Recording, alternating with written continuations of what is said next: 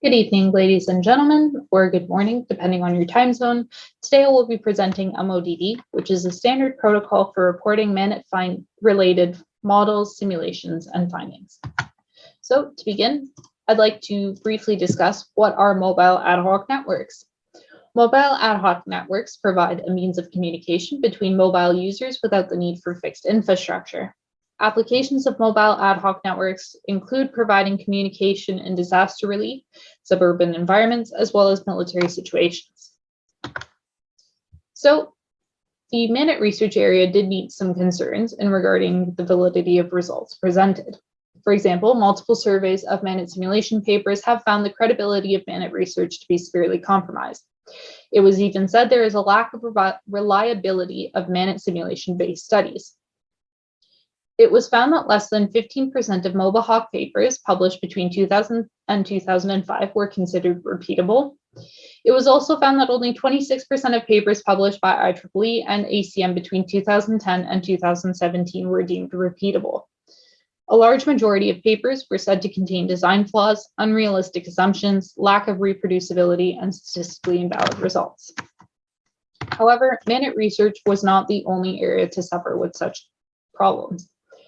There were similar concerns in other fields. So simulation-based research involving agent-based and individual-based models once shared similar issues as well, such as the lack of reproducibility, difficulty understanding what was going on, and algorithms were typically described verbally rather than through the use of equations, tables, and figures.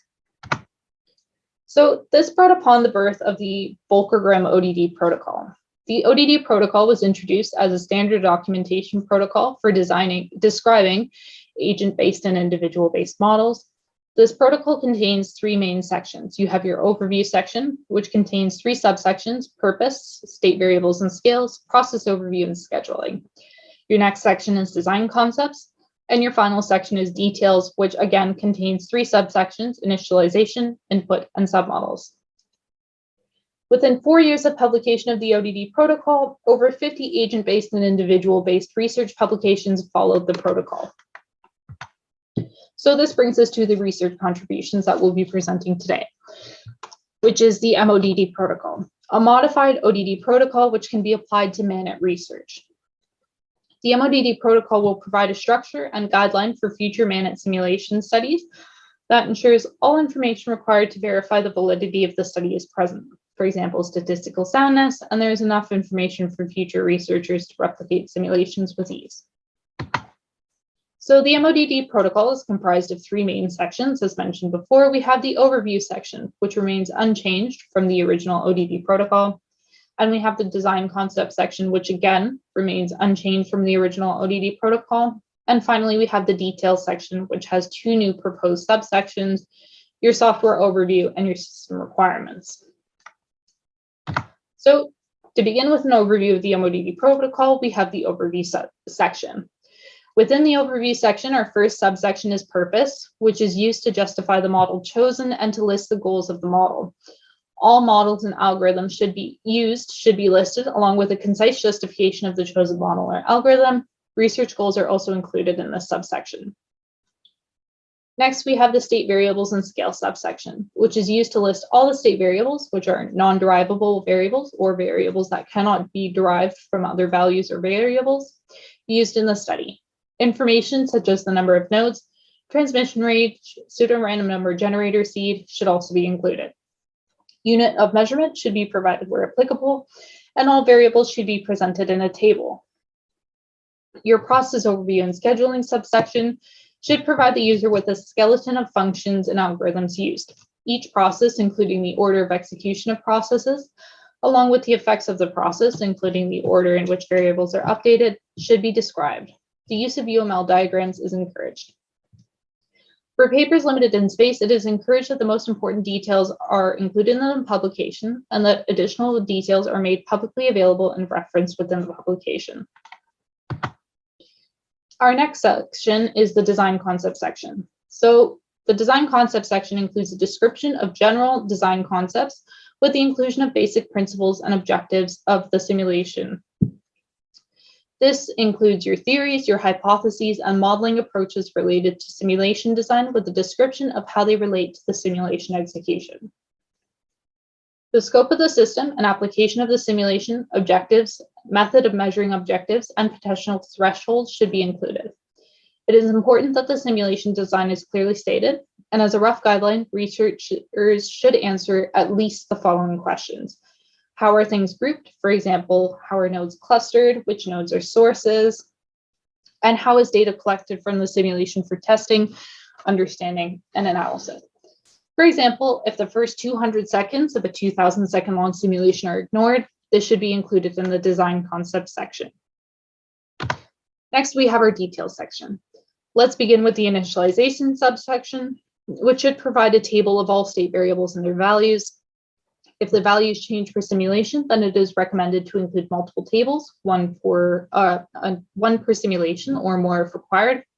And the initialization table should at least include the transmission range type, the number of nodes, your pseudo-random number generator seed, the number of simulations run, data generation variables, placement of nodes, and length of simulations.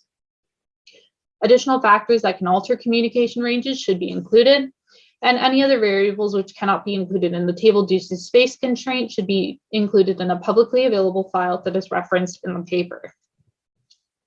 Your input subsection should include a table providing all simulation input variables and their values across each simulation.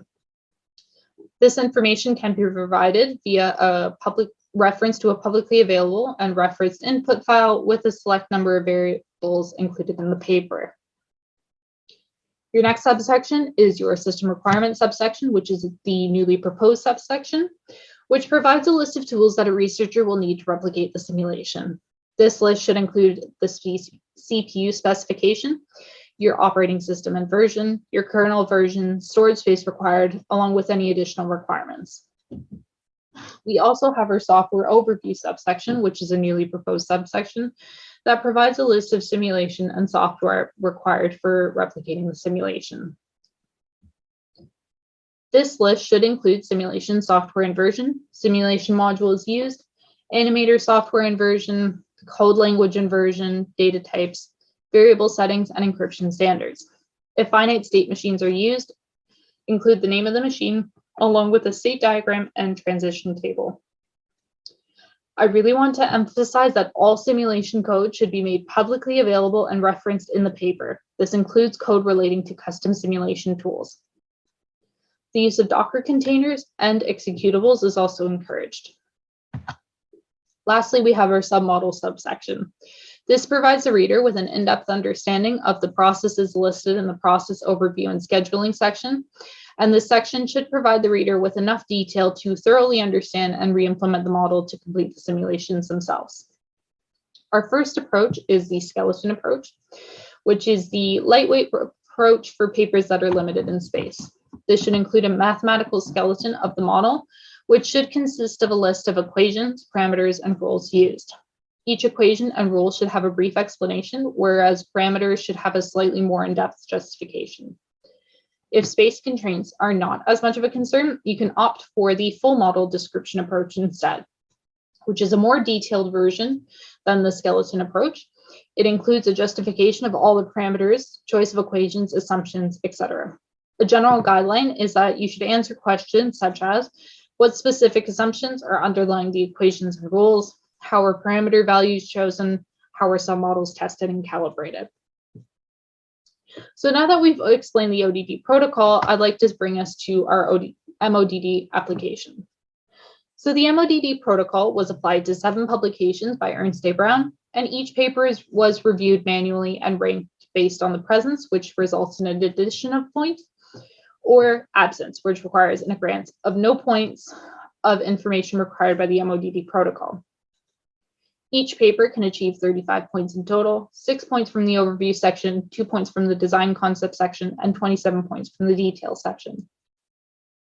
If we look to the table at our left-hand side, we can see the list of articles, the total score, the overview score, the design concept score, and the detail score. And if we look at the average, we can see that on average, the papers reviewed performed poorly with 33%.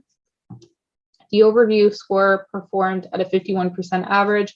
The design concept score performed quite well with an 86% average, and the detail score performed quite poorly with a 25% average across all articles. So Article 2 was the lowest scoring paper with a score of 16%. This was due to a lack of inclusion of purpose, state variables, input, and grouping information. So this paper was deemed non-reproducible. The same point above was applied to Article 4, which had a total score of 19%. Article 7 performed well as it satisfied all the requirements of the overview section, design concept section, and half the requirements of the details section, leading it to achieve a score of 61%. The variation in percentages is mainly due to the lack of details provided in each article. None of the surveyed papers provided the pseudo-random number generator seed, transmission range, or system requirements. Very few describe simulation tools used, the number of nodes, number of simulations run, or length of simulation. To further see the MODD in action, we decided to present the results of Article 1 from our previous slide. Article 1 was chosen to be presented because it was neither the highest ranking article or the lowest ranking article from the table. So in the overview section, the article received a score of 75%. This was achieved because the paper clearly described its purpose as well as the necessary details required of the process overview and scheduling subsection. However, it did not describe any state variables and scales required. For example, no mention of the pseudo-random number generator seed. To go further in depth, we can see that the article described that the use of mixed bias scheduling and further described how mixed bias scheduling was chosen. This satisfies the justification of the scheduling algorithm and description of the main goal. The process overviewing scheduling includes a handful of algorithms and an explanation of the purpose and function of each algorithm. The reader was provided with a clear flow of the program. And state variables and scales, not much information was provided. The paper indicated the number of routers used, but not the number of clients, transmission range, and pseudo-random number generator seed.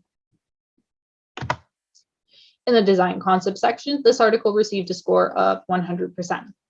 The paper answered questions such as how are the nodes grouped. In addition, all observational figures and graphs were labeled properly and data was color-coded. All graphs had relevant paragraphs discussing results of the simulation. And finally, we have our details section in which the article received a score of 28%.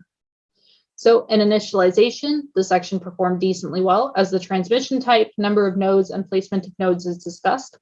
However, information such as the pseudo-random number generator seed, number of simulations run, the length of time the simulation is run for, data generation variables are not listed, along with the number of nodes number of points that generate nodes and maximum delay time are also not given.